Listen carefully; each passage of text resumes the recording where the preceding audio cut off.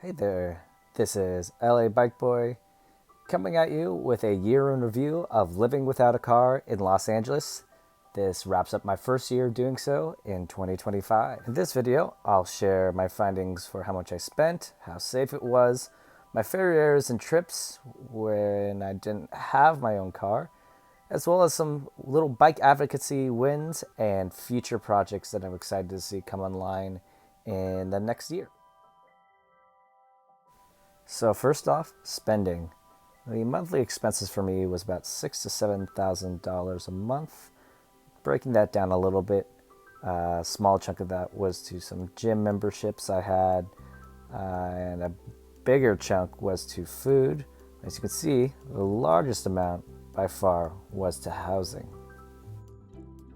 It comes as no shock that housing was the most expensive. That said, for me, I ended up choosing a studio apartment, brand newly remodeled, near the beach.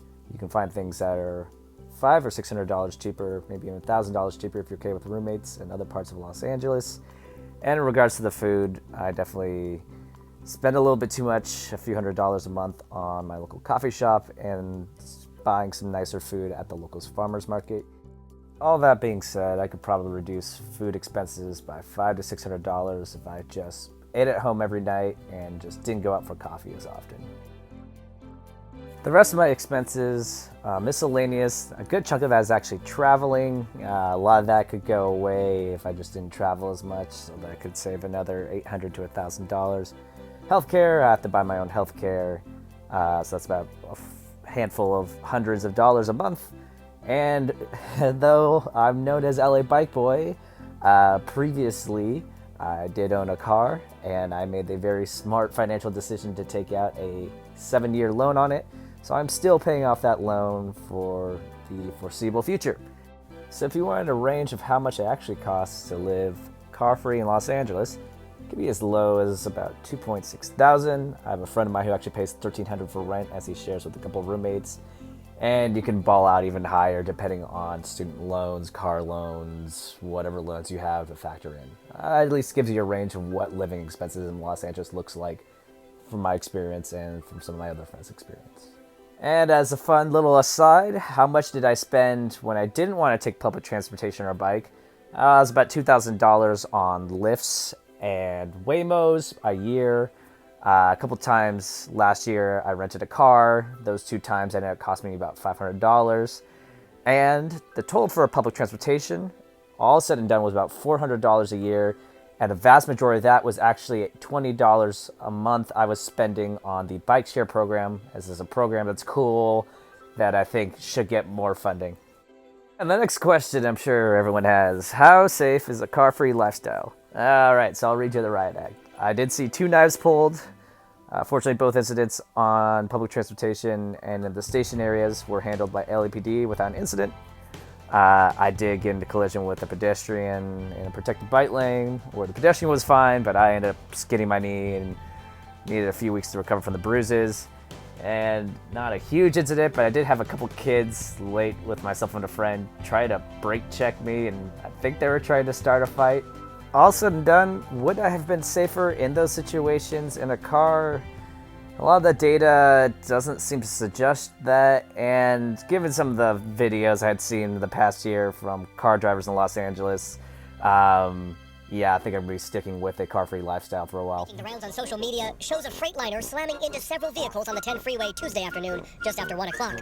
You see the moment one of the cars bursts into flames. Loses control a little later, and he actually hits one of the vehicles. What caused a driver to plow through a crowd outside of a music venue in Los Angeles? This Honda's side crashed into the side of this LAFD ambulance. It was actually transporting someone to hospital at the time, but the person inside the ambulance was taken and put into another ambulance, and then, as luck would have it, that ambulance got into an accident as well, and that accident, that ambulance actually is parked up here.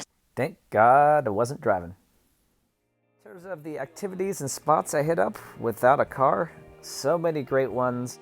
The Marvin Braude Bike Path was a godsend. Santa Monica was a joy to bike through, and the Bologna Creek Bike Path up to Culver City were the spots that I found were super joyful and had most of my favorite spots that you'll see featured in the video.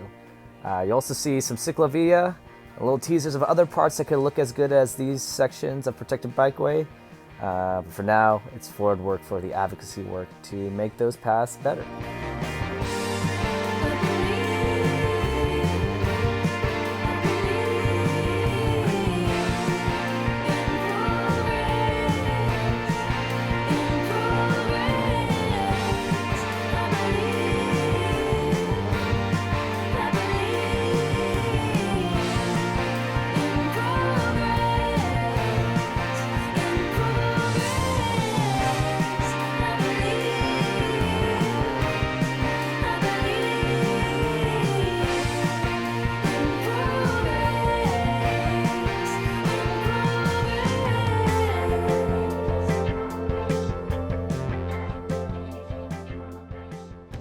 Time for some quick bicycle advocacy wins from the past year. Partial repaving of the Marvin Braude Bike Trail near the boat launch in Marina del Rey. This path was one of the worst ones I had ridden on the last year, and thanks to the help of some of the LA County senior engineers and the Works app from LA County, we were able to make this path brand new. The Westwood and Ohio Bike Path projects from LADOT. Though the Ohio Bike Path project has been ongoing work for the last 4 years, thanks to the passing of Measure HLA, these projects have gained extra priority from LADOT and are planned to be installed in the next year or two in time for the Olympics. The Broadway protected bike lane in Santa Monica will add another few miles into the city that will create even more world-class bike infrastructure to really set the standard for the rest of the city of Los Angeles to model. Shout out to Culver City as well, to the Robertson Boulevard bike lane installation that went in this year, continuing to build out their own very progressive bike network model. Next up, my wish list for 2026, a list of bike projects that I think could really step up the network in Los Angeles. Coming out clearly and loudly at number 1 is a protected bike lane along Western Washington Boulevard. This section of the Marvin Braude Path is the only section that does not have a protected bike lane. Given how many thousands of cyclists that go on it and the incredible importance of this path, it is crazy to me that this section still has not gotten a protected bike lane. Even just a basic quick build two-way bike lane on the south side of the boulevard would be really easy. You could shift parking over to the left one. You can even remove it if you wanted to, but it would not be difficult just to add bollards onto the south side, make the current parking spaces two-way bike lanes. So that way we could get rid of the big zit in the entire network for cyclists in Los Angeles that is the Western Washington Boulevard section of the Marvin Braude Bike Path. The email to send overwhelming requests to upgrade this section is listed up here. Yes, it is Councilmember Park, but she has shown some willingness to add bike lanes. And if enough of us yell loud enough, we can finally get this section of the Marvin Braude Bike Path to be protected like the rest of them. Number 2, a better bike network in Venice Beach. Venice Beach has one of the highest modal shares of cyclists in the city, yet one of the worst networks in the city as well. I'll be making a future video about a proposed network that I'm working on with some of the local city council, but this is on my wish list and something I'm looking forward to working on coming next year. Quick grab bag of some other wish lists, some Venice Beach bike path repairs. It's a great path, but it has shown its age and has not been repaved. So looking forward to working with the county to get some of those cracks filled in. Same thing for the Marina del Rey part of the Marvin Braude bike section. We successfully got one part paved, but not all of them have been repaved. Fortunately, the county has shown willingness to repave it. Should be finishing it out next year. My final wish list is to make general road safety improvements for all the other parts of the Marina del Rey section. There is high cyclist usage, as can be seen from these photos, yet the entire road is taken up for car space and there's not really much room for anything else. I'd like to see the roads redesigned and remade so that all modes could safely travel upon them. So that's my car-free in Los Angeles review for 2025.